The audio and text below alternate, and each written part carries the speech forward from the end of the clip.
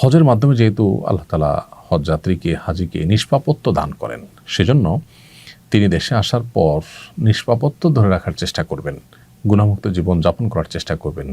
হজে আল্লাহর যে নিদর্শনগুলো তিনি বিভিন্ন জায়গায় অবলোকন করেছেন, প্রত্যক্ষ করেছেন, ঈমানের নূর অর্জন করেছেন, এ যেন নষ্ট না হয় সেজন্য নেক আমলের মধ্যে থাকার চেষ্টা করবেন, গুনাহের পরিবেশ থেকে দূরে থাকার চেষ্টা করবেন। এখন প্রশ্ন হলো, হজ করে এসে আমরা অনেকে ভালো থাকতে চাই, কিছুদিন পর আসলে আর থাকতে পারি না, কারণ কি? উত্তর হলো, এর অন্যতম বড় কারণ হলো আল্লাহর কাছ থেকে সেভাবে আমরা চেয়ে আসতে পারি না।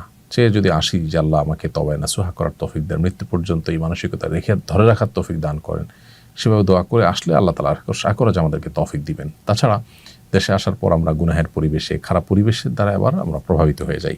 এজন্য পরিবেশটাকে নিজের ঈমান এবং আমলের জন্য অনুকূল হয় এরকম পরিবেশ নির্বাচন করা এবং সেই পরিবেশের মধ্যে থাকার চেষ্টা করা, এরকম বহুমুখী প্রচেষ্টা করা হলে আল্লাহ হয়তো তৌফিক দিবেন। তাছাড়া আমাদের ঈমান দুর্বল হয়, এজন্য থেকে থেকে থেমে থেমে ঈমানকে নবায়ন করা, ঈমানকে জাগ্রত করার জন্য আবার ঈমানের পরিবেশে যাওয়ার চেষ্টা করা। আল্লাহ আমাদেরকে সেই তৌফিক দান করুন।